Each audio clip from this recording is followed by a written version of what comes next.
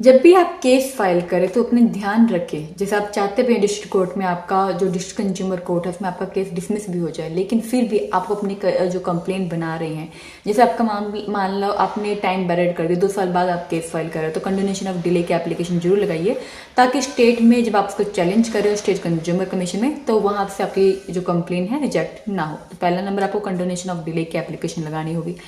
दूसरा जो आपके केस में है, जैसे कि आप जो भी अपनी कंप्लेन में, ठीक है,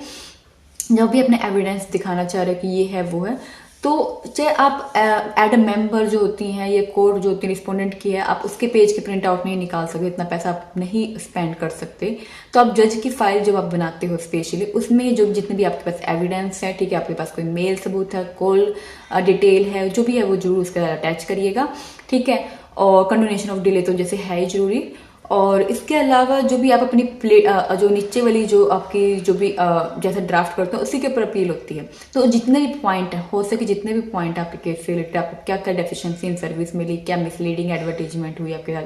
जो भी आपका केस है सारा कुछ लिख दीजिएगा। उसमें आपको सेक्शन लिखने की जरूरत नहीं है, बस आप ये लिख दीजिएगा आपका मिसलीडिंग एडवर्टाइजिंग हुई है, या आपके साथ डेफिशिएंसी से सर्विस आपको मिली, अनफेयर ट्रेड प्रैक्टिस हो रही है, या इलीगल बिजनेस चल रहा है, जो भी वट एवर आप जो भी लिखना चाहें लिख दीजिएगा, ताकि जब वो अपील में जाए उसमें जो आपका एडवोकेट है या आप खुद भी काउंटर करने वाले हैं तो आप इजीली काउंटर कर पाएं। क्योंकि उससे क्या होता है कि जो नीचे लिखा होगा, मतलब जो डिस्ट्रिक्ट कोर्ट में लिखा होगा, वही उसी पे आप अपील कर सकते हैं, उसी पे एनसीडीआरसी सुप्रीम कोर्ट तक लेके जा सकते हैं। तो उसमें सभी आपको अपनी चीजें मेंशन करिएगा। हो सके किसी एडवोकेट की भी आप सलाह ले सकते हैं, उनसे भी अपना केस तैयार करवा लीजिएगा, तो वो बेस्ट रहेगा, ठीक है। कंज्यूमर केस आप उनसे भी ड्राफ्ट करवा सकते हैं।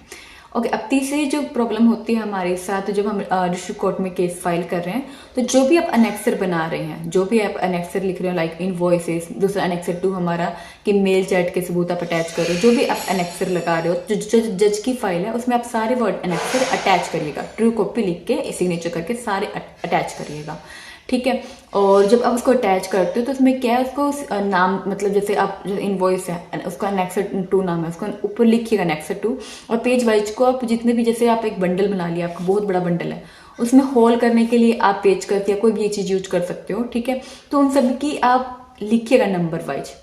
ठीक, ताकि जब केस में मान लो आपने फाइल तो कर दिया, मान लो कोई पेज गुम हो गया कोर्ट से, तो आप दिखा सको कि इस पेज नंबर ये कहाँ गायब है, ठीक है। और ये मैंने इंडेक्स में मेंशन किया हुआ कि 1 to 7 ये है, 8 to 16 ये है, तो वो जो 16 पेज है या 15 पेज है वो कहाँ गायब है, ठीक है। तो अपील करते हुए मान लो आप अपील में जा रहे हो, ठीक है, और कोर्ट से वो फाइल गुम हो गया, छोटा उसका कोई भी पेज सा गुम हो गया है, ठीक है। तो उस समय क्या होगा, वो आपको फिर चैलेंज नहीं कर सकती कोर्ट कि आपने नहीं लगाया, ठीक है, क्योंकि आपने पेज अच्छे तरीके से सब पे नंबरिंग की थी, सभी पेज पे, ठीक है। तो सभी पे पेज पे अच्छे तरीके से नंबर करिएगा, 1 2 3, जैसे कि मान लो आपकी कंप्लेंट है, फिर आपने लिस्ट डेट इवेंट के लिए 4 नंबर दिया है, मेमो पार्टी के लिए 5 नंबर दिया है, और फिर इनवॉइसेस के लिए 6 दिया है, मेल सबूत को आपने 7 8 9 दिया है, इन ग्रांट कंप्लेंट को 9 नंबर दिया है, आधार कार्ड को 10 नंबर दिया है, ठीक है। पेज नंबर आप सभी को मेंशन करिएगा, ठीक है। और जब इंडेक्स में लिखिएगा कि वो कौन कौन से पेज पे है, आधार कार्ड कौन से पेज पे है, मेल कौन से पेज पे है, इनवॉइस कौन से पेज नंबर पे है। उससे क्या होगा, यदि कोई पेज गुम होता है तो कल कोर्ट आपको चैलेंज नहीं कर सकती कि वो आपने नहीं लगाया, आपने लगाया है, आपने इसको मेंशन भी किया है। यदि कोर्ट से गुम होता तो कोर्ट की लाइबिलिटी बनेगी। तो ये छोटी छोटी सी बातें होती हैं जो हम गलतियां कर देते हैं, जिससे क्या होता है कि कारण हमारी स्टेट में अपील रिजेक्ट हो जाती है, एनसीडीआरसी में रिजेक्ट हो जाती है, या बार बार हमें वो प्रिंट आउट लगाने पड़ते हैं, या बार बार हमें हेक्टिक सी सिचुएशन बनी रहती है हमारे लिए। तो वो हेक्टिक सी सिचुएशन आपके लिए ना बने, आप अपनी साफ सुथरी कंप्लेन बनाइएगा। कोशिश करिए किसी मतलब एक्सपीरियंस एडवोकेट की हेल्प ले लीजिएगा, थोड़े से पैसे जरूर लगेंगे, लेकिन आपको न्याय समय पे मिल जाएगा, जल्दी मिल जाएगा, और जो कंपेंसेशन आप ज़्यादा डिमांड करना चाहते हो वो भी आपको मिल जाएगा, क्योंकि वो आपके इसमें से एडवोकेट आपकी हेल्प करेगा। तो कुछ भी आपको हमसे केस फाइल करवाना हो या कोई लीगल एडवाइस चाहिए तो आप हमें संपर्क कर सकते हैं, कॉन्टैक्ट कर सकते हैं divanshikansal@gmail.com पे। फेसबुक पे हम फेसबुक या जो भी सोशल मीडिया है, इंस्टाग्राम, लिंक्डइन, सभी भी हम हैं,